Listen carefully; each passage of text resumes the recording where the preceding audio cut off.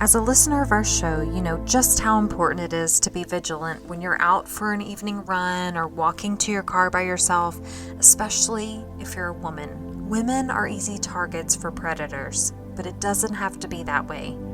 You should be free to do you and feel safe, and I feel safer than ever with my Birdie personal safety alarm. It's made for women, by women, and you can get yours for 10% off today when you use code COUSINS15. By supporting our sponsor, you're supporting our show. So go to shesbirdie.com and use code COUSINS15 for 10% off today. Hey guys, it's Candace. And it's Elena. And you're listening to Cousins on Crime.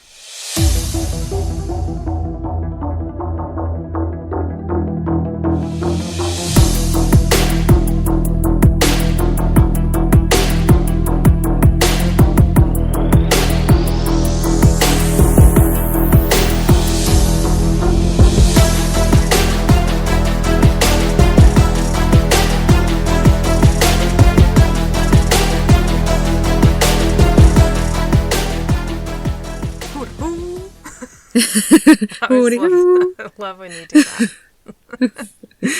I try to do something different each time I start the recordings, and most of the time our listeners don't get to hear it except for that one time. Except for the one time when I uploaded the wrong file and like 30 of you got to experience that. Lena was sorry like, about that. Why do birds suddenly appear? I was dropping my kids off at school, and I always turn it on when I leave to listen to it. And I was like, I was so confused. I was like, what?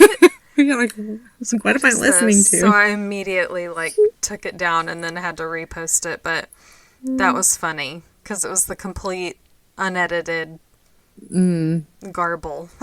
And it was just your audio file. That was the funny part, is it was just you. You were like, hey Candace, how are you? I'm good. And it was like you were talking to yourself. It was funny. But hey guys, welcome back to the show. Thanks for listening. Yeah. If you haven't yet checked out our merch, go on then. I've linked it in the show notes. What are you waiting for? And, okay, that website again is cousins-on-crime.myspreadshop.com. And again, I've linked that in the show notes, so go take a look if you haven't already. Get our little baby faces on your bod, on your mug, on your tote bag. Yeah. And thank you so much for supporting our show. Yes, thank you. So let's take off our skibbies and dive in. I have a bit of an old-timey case today. Oh, I We're like taking it. it way back to the 1800s. Oh, yeah. So I like it those. was Saturday, July 9th. 1864. Somebody has a birthday on July 9th. That is my birthday, but not 1864. I mean, No. I do look like I was born in the 1800s, but a man named Thomas Briggs was the chief clerk of the bank Messrs. Robarts, Curtis, and Co., and he was also a father of 4 children. He left work about 3 o'clock in the afternoon and went straight over to visit his niece Caroline at her home in Peckham. Oh, and we're in England, by the way. Okay. He had dinner with her and her husband before he left around 8 p.m., and he told them he was headed straight home. So he got a bus to Fenchurch Street Station and boarded the 9:45 p.m. train bound for Hackney, which was where he lived. Any Taylor Swift fans out there? Anyway. She mentions Hackney in one of her songs. He settled into a seat in the first-class cabin. He exchanged pleasantries with the railway servants, as they were called back in that day. I didn't just come up with the name servants. But he traveled the railway almost daily, so they knew him pretty well. Oh, okay. And shortly after taking his seat, the train departed the station. Now, the railway at that time was booming. It was growing. Passenger trains were fairly new still, but railway companies were expanding their routes. But at the time, they were pretty much picking routes that were the most commercial and like building tracks to accommodate those pathways, if you will. Okay. So there were only actually first and second class cabins on the railway in 1864. So while the train would pass through working class villages, there weren't any stops there. So nobody who was like working class was taking the train. So if you were traveling by train in that day, you could afford to do so. Just a little aside there. When the train arrived in Hackney about 10:11 p.m., 2 bank clerks boarded the first-class cabin, intending to find a seat, get settled for their train journey. But when one of the men placed his hand on the back of one of the seats, it was wet. Oh, no. And, like, at first, I'm sure he was like, ew. But it was wet with blood. So, ew, and also, what the heck? Yeah. There was no one in the cabin. Just blood covering the cabin, floors, walls, the seats. It was what like... in the world? Yeah, there was nobody there. But there were some possessions left behind. There was a leather bag, a walking stick, and a hat. The men quickly alerted the nearby guard to report that they stumbled on what was no doubt a crime scene. Mm-hmm. The guard boarded the cabin. He took a look around. He found it just as they described. But there was something else, too. There was a bloody handprint on one of the windows, like a smear. Dun, dun, dun. And the window was open. So... What in the world? Yeah. And something crazy that I still don't understand, and I dug to try and figure this out, but a lady that was in a cabin adjoining, like the train car next to it or behind it, got blood spatter on her dress. What? Now let me explain.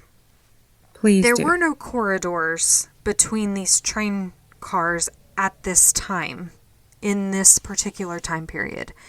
They didn't have corridors, so you literally got on a train, in a train car, and you were in there. You couldn't go between cars. Okay.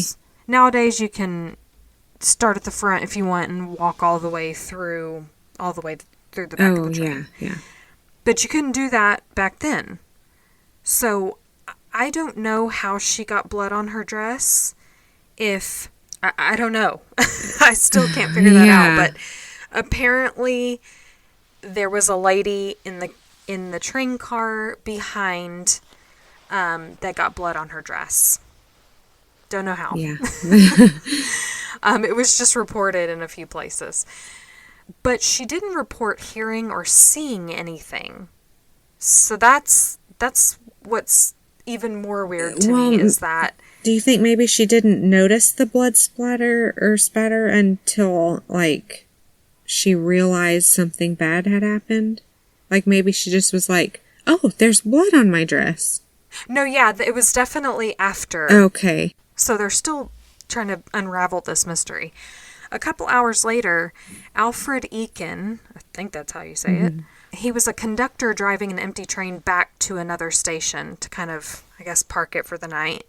He was coming in the opposite direction of the train that Mr. Briggs was on, and he saw a battered body laying between the railroad tracks, just short of Hackney Station. So just... Okay. Very close to where they ended up. When the man was recovered, it turned out to be the missing passenger from the first-class cabin, where it was apparent that a crime had occurred.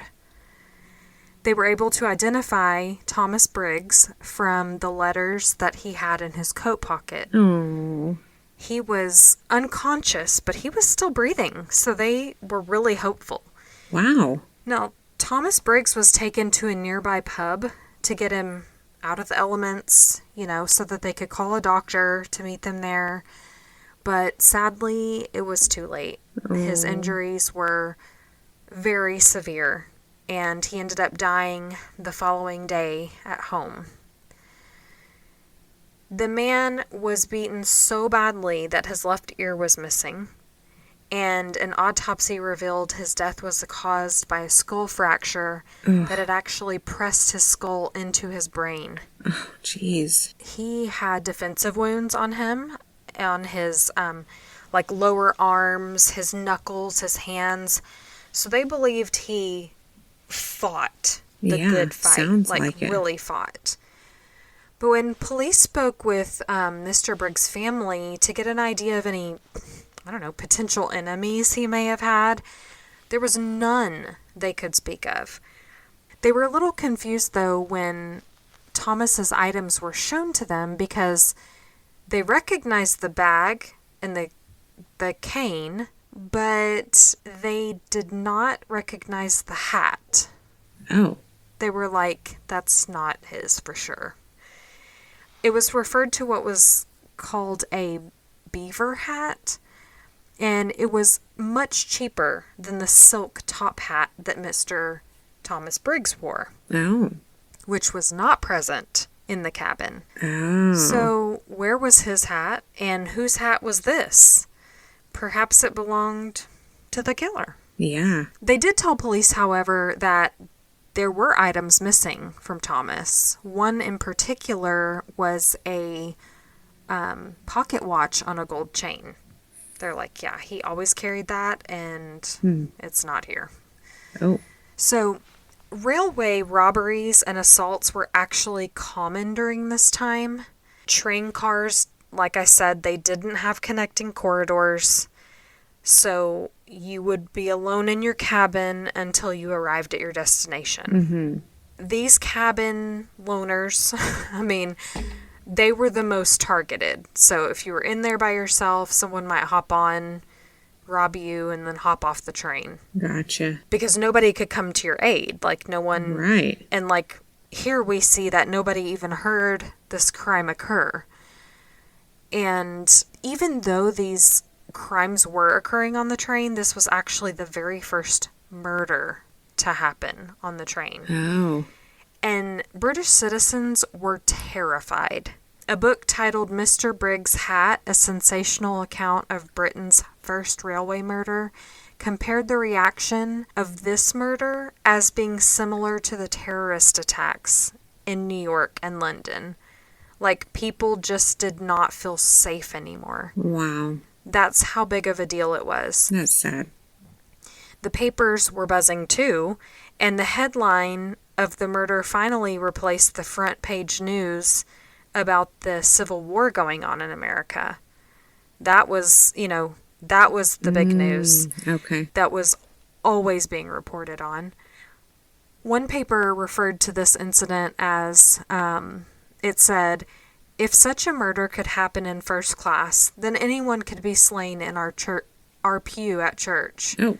Stay tuned, Britain, because America will give you some more headlines about being killed in church pews. Yeah, I said it. In the days following the murder, police were not taking any potty breaks. Unlike our case from last week. Yeah. They were all over this. Headed by Detective Richard Tanner, they were working around the clock chasing down leads, and they even put up a 300-pound reward for any information leading to the capture of the assailant. At that time, it was almost as much as a couple of years' wages. Wow. Yeah, it was a huge reward. So, it was all over the papers what had happened. The items taken were described. As much information as they had was being put in the papers. I don't know how it worked back then. I know these days we keep some things close to our vest, and I'm sure they did back in that day too, but I think that without social media, without like the media that we have today, Right. they were like, let's just put it all out there and see if anyone comes forward. So there was a jeweler in Cheapside, actually. His name was John Deeth. He said that a young foreign man brought a gold chain into him for appraisal and exchange. All the time the jeweler was inspecting the change for appraisal, the young man sort of stood kind of catty corner, like with his side towards the man, like kind of looking away, as if to hide his face. And that really stuck with John. Like, he was like, that's weird. Because people don't normally act like that. And also, the value of the chain was given, and the gold chain that he exchanged it for was actually 5 shillings less. So he exchanged it for a lesser item. And according to a documentary, The First Railway Murder by True Story documentary channel, a 5 shilling gap between the two items would have raised eyebrows.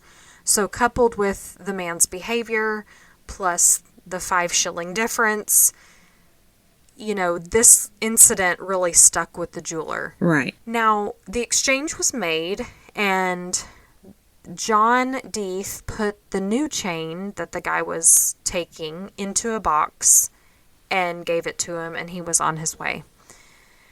The family positively identified the chain that was exchanged as that belonging to Thomas Briggs.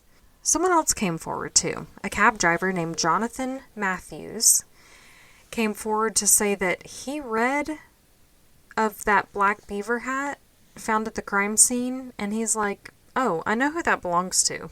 Okay. He's a German immigrant named Franz Mueller. So Jonathan said that Franz had been formally engaged to his daughter. One report said that he was dating his sister. What? So the details are unclear as to how he knew him, but he knew him intimately enough because Franz really liked Jonathan's hat. Jonathan had a beaver hat. And Franz took a real liking to it. So Jonathan bought him one exactly like it. Okay. So they were close enough to where he bought him a hat. Gotcha. And so he could for sure say that that was Franz's hat. Like, he's like, I know that hat. He told police that Franz was working as a tailor, and he even had a photograph of Franz. Oh, wow. So he gave that to the police, and he wasn't done spilling the beans at that point. Interesting. He said that Franz came to visit him a couple of days after the murder had happened, and he didn't realize at the time, but Franz had given his daughter, I assume a little girl, a box to play with while the two men were talking. So she's playing with this little box. Well, he didn't realize it at the time, but he definitely realized it now. That box was from John Deeth's jewelry store. What? So, when John Deeth was shown a picture of Franz Mueller, wouldn't you know that it was the same young foreign man that he had exchanged gold chains with?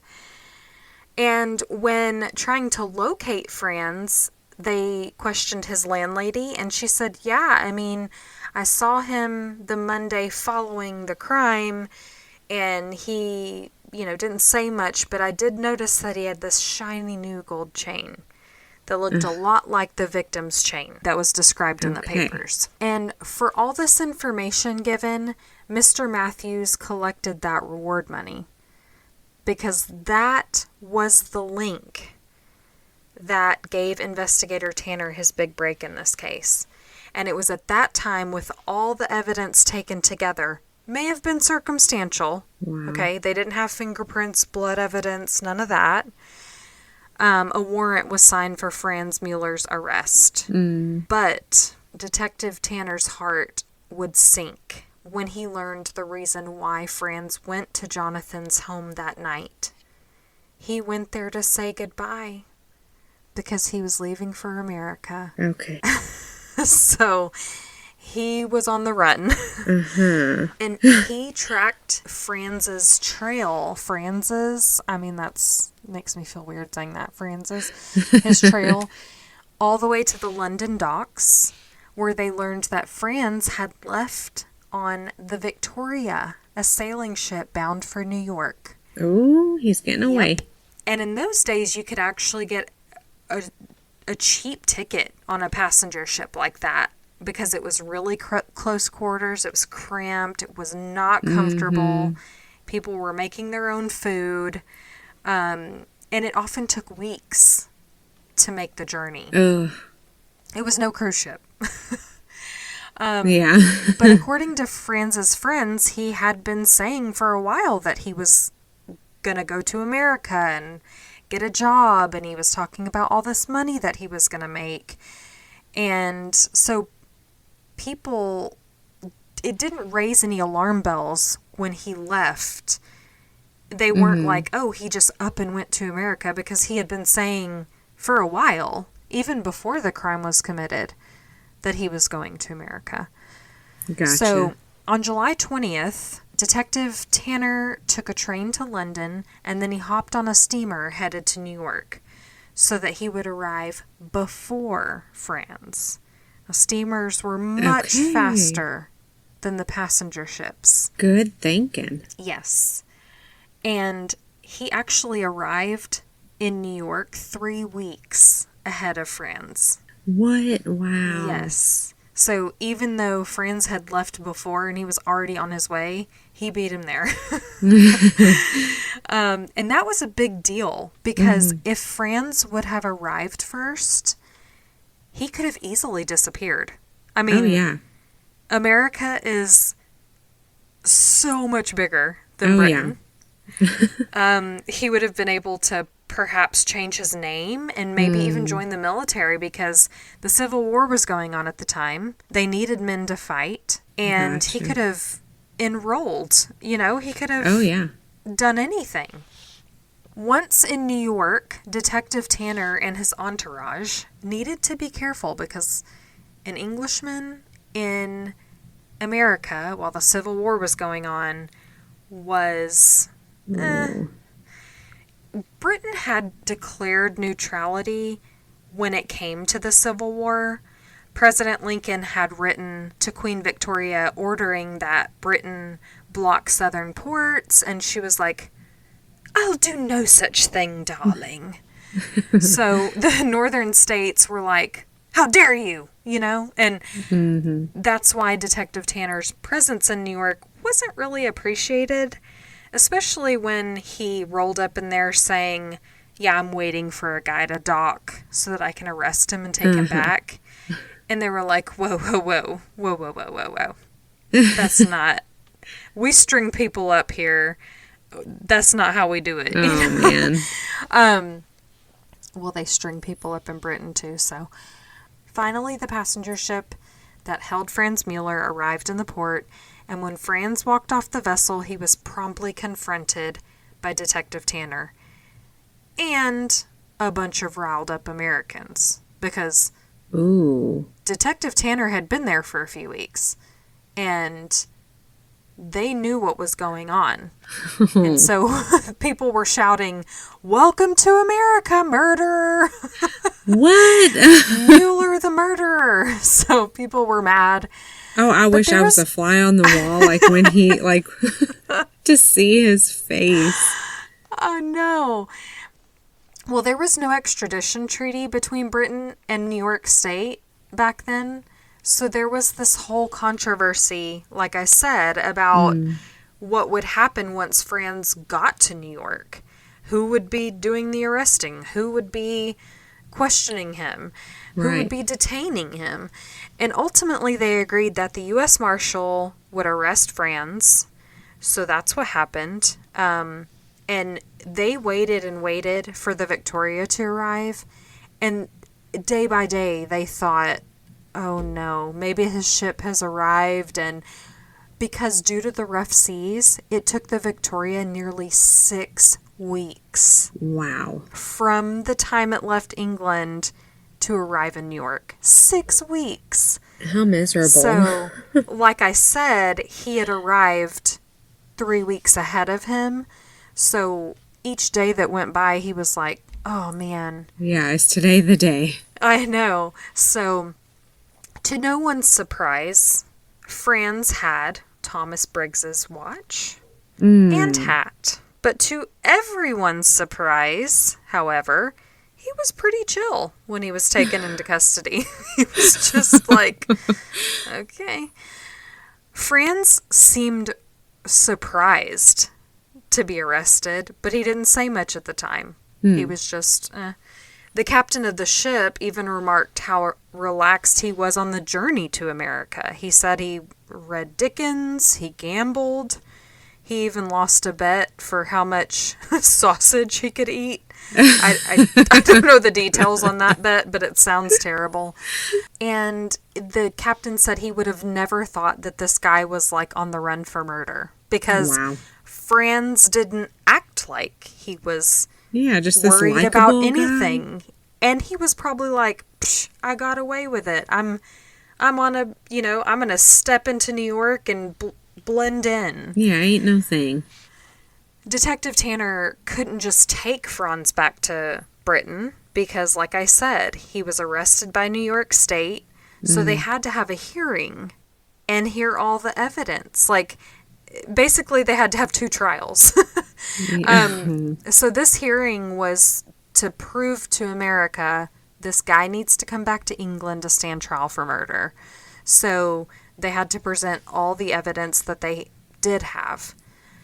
Like Britain, New York had a huge immigrant population, and there was a lot of sympathy for Franz Mueller. Oh. He was an immigrant, and so they had a task ahead of them because they had this kind of culture. It was one of their own, almost. Right. It was an immigrant. They were trying to take this guy back. He was no doubt going to be punished. So they needed to make for sure he was guilty of what he was being accused of. Luckily for the detective, he had all the evidence that we've talked about, and I didn't tell you who was in his entourage. Okay. He brought the jeweler and the cab driver with him. So smart. So he had 2 witnesses that basically backed up the circumstantial evidence that he had. The box, the chain, all this, the hat. And so American authorities were like, yeah, he'd be guilty. So September 3rd, 1864, Franz was put his booty back on a ship going back to London. And the British public were waiting for him, and they were pissed. Oh. They had formed a mob. They wanted to get a look at this person, finally, that had terrorized their community for months at this point. So to Old Bailey, Franz went to stand trial for the murder of Thomas Briggs. Now at trial, like I said, they didn't have much in the way of hard evidence. There was no blood evidence, no fingerprints, nothing like that.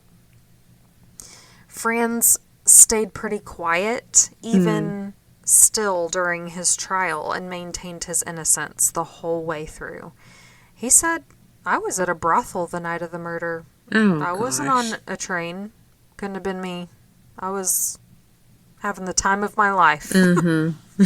Somewhere else. The murder weapon was never found. But when Franz was arrested, he had Thomas Briggs' watch on his person. He also had his hat. Yeah. And like I said, more would be learned about Franz's movements immediately following the murder. The night of the murder, Franz Mueller went home to the home of his friends, Mr. and Mrs. Repsch. I think that's how it's pronounced, on Dewey Street, around 7 o'clock.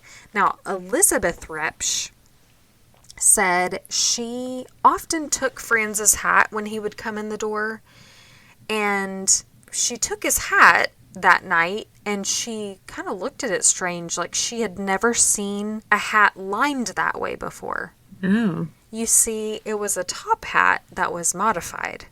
It had been cut down and sewn back together neatly so that it was shorter than a top hat. Oh. Yes. So Mr. and Mrs. Repsch had actually gone out that night.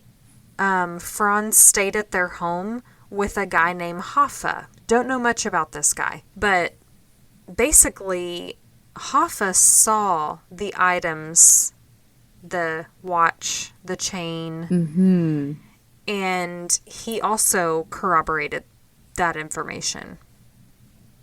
Now, Franz was not seen until the Monday after the murders. I don't know what he was doing during that time. Laying low. Yeah, laying low, cleaning his nails of all the blood all over him. But no one can account for where Franz was during the time he says he was at the brothel. Nobody can say he was there. He wasn't there with anyone, and I'm assuming they went to said brothel and questioned people, and no one could place him there. Now, Franz Mueller was found guilty of the crime and sentenced to hang. November 14th of that same year, 1864, 4 months after the murder, he was taken to the gallows at Newgate and led up the wood scaffold. Wow. A drunken, cheering crowd of over 40,000 people. I read 40,000? one place that said 50,000, but they were lining the streets. I mean, ear to ear, cheek to cheek. They just wanted to see this. They were excited. He was heard muttering the words, "Ich habe es getan," which is German for, "I did it," just before he was dropped and hung. Oh my goodness. So all that time he maintained his innocence, and he finally admitted right before he swung. Oh man. And even though it seems like that's the end and like justice was served, the British public were left wanting a little bit because, yeah, we got the guy, but they didn't feel like they got the full story during the investigation and the trial. They still weren't sure if this was like a planned attack or what. Like, why choose him? Yeah, like, were they at risk for a random attack like this?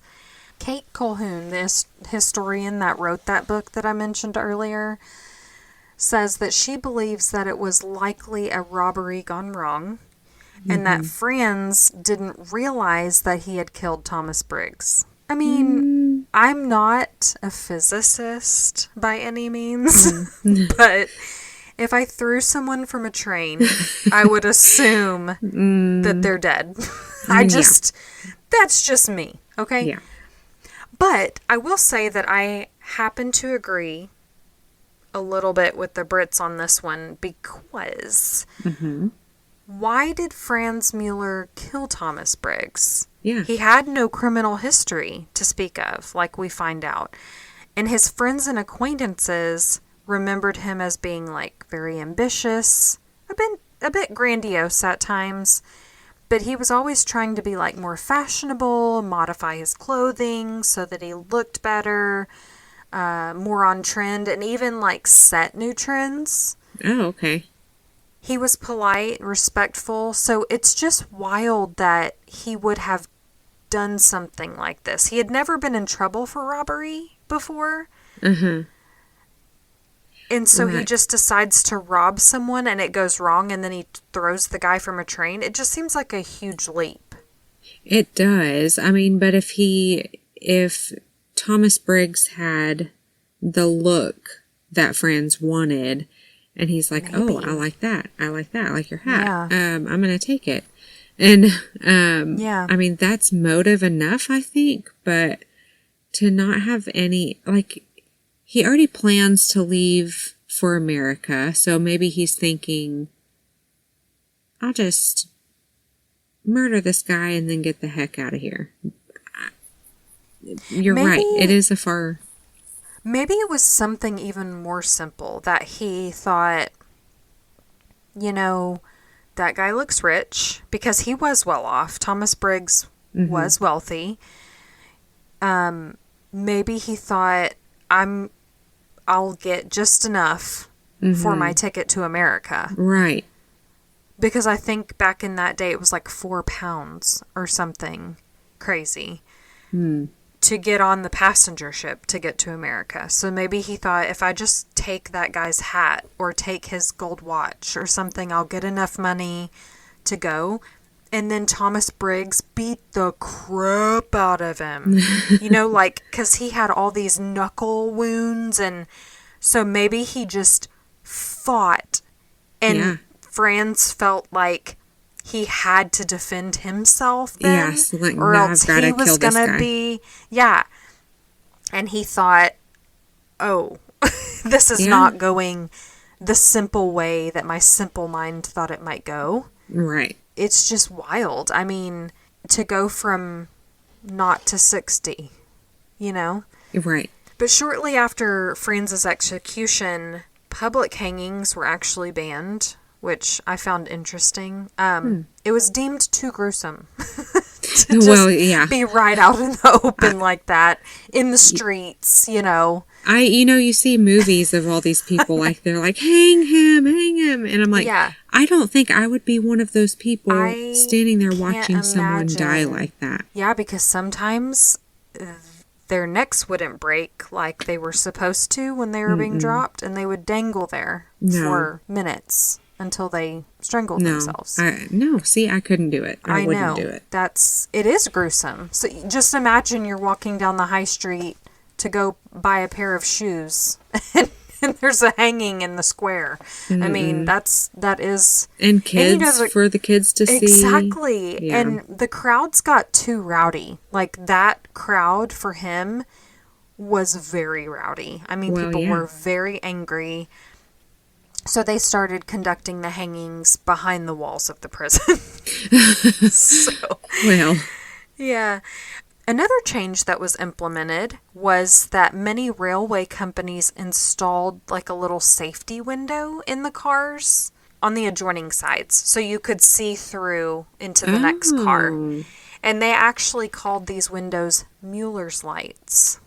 But the holes didn't really do anything, and some passengers complained that it inhibited their privacy, so they were eventually sealed up. I mean, but at least put a shade or something in there so that if you wanted privacy. See, Elena, you should have been in charge of this. I would have been. But a couple years later, in 1868, Section 22 of the Regulation of Railways Act required a means of communication between the train cars, so they developed a communication cord that passed through the cars. And it's good that they implemented the safety measure. And of course, as time went on, the railways got safer. And now we have toilets on the railways. We have full 4-course meals on the railways. We have, you can sleep on the train. And so we've come a long way. And much of history remembers Franz Mueller, the murderer, more so than the victim in this case. And we find this in a lot of cases, I think. Oh, yeah. It's sensational.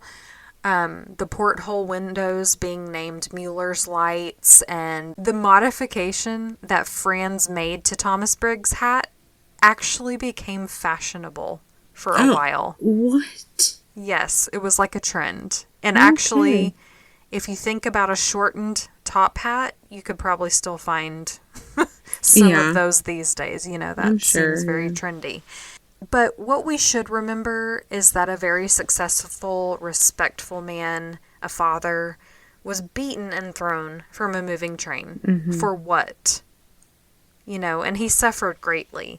Yeah. That pub that he was taken to was called top of the morning, which I love. And while it's not there anymore, in its place are luxury apartments, and there is a plaque on the building that reads 129 Cadogan Terrace, a memorial to Thomas Briggs, Esquire of Clapton, who on Saturday, 9th of July, 1864, was viciously assaulted near here on a London railway train. Carried near to death into this public house, he died at home later the same day. He was the first person to be murdered on the railway train.